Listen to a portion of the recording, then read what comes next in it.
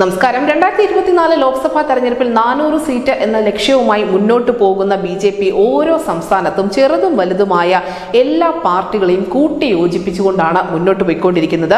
എന്നാൽ NDA സഖ്യകക്ഷികളിൽ ഇവരിലെ ചില പാർട്ടികളില്ല എന്നുള്ളത് വളരെ വ്യക്തവുമാണ്. ഇത് തന്നെയാണ് എതിരാളികൾക്കിടയിലും NDAയിലെ തന്നെ ബാക്കിയുള്ള സഖ്യകക്ഷികൾക്കിടയിലും വലിയ സംശയം ജനിപ്പിക്കുന്നത്. വിവിധ സംസ്ഥാനങ്ങളിൽ വ്യത്യസ്ത കൂട്ടുകെട്ടാണ് BJP പിന്തുടരുന്നത്. ഇതിൽ തെരഞ്ഞെടുപ്പിൽ മത്സരിക്കുന്ന പാർട്ടികളും മത്സരിക്കാതെ മാറി നിൽക്കുന്ന പാർട്ടികളും എല്ലാം ഉണ്ട്.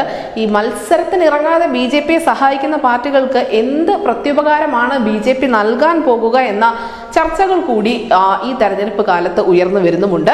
നമുക്കറിയാം, ചില സംസ്ഥാനങ്ങളിൽ BJP നടത്തുന്നത് സൗഹൃദ മത്സരം തന്നെയാണ്. പ്രത്യേകിച്ചും ഒഡീഷയിലും ആന്ധ്രാപ്രദേശിലും. അവിടെ ഒരേ സമയം ബിജു ജനതാദളും YSR കോൺഗ്രസും BJPക്ക് ശത്രുവുമാണ് മിത്രവുമാണ്.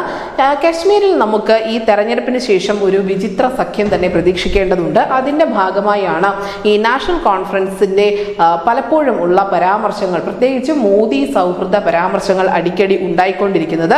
തമിഴകത്താവട്ടെ സഖ്യം വിപുലീകരിക്കാനുള്ള എല്ലാ നീക്കവും BJP ഇപ്പോഴും നടത്തുന്നുണ്ട് എന്നത് യാഥാർത്ഥ്യവുമാണ്.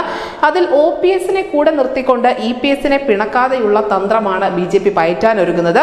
AIADMKക്ക് കൂടുതൽ സീറ്റ് നേടാൻ കഴിഞ്ഞാൽ അത് NDAക്ക് വലിയ ഒരു മുതൽക്കൂട്ടാവും എന്ന കാര്യത്തിലും തർക്കവുമില്ല.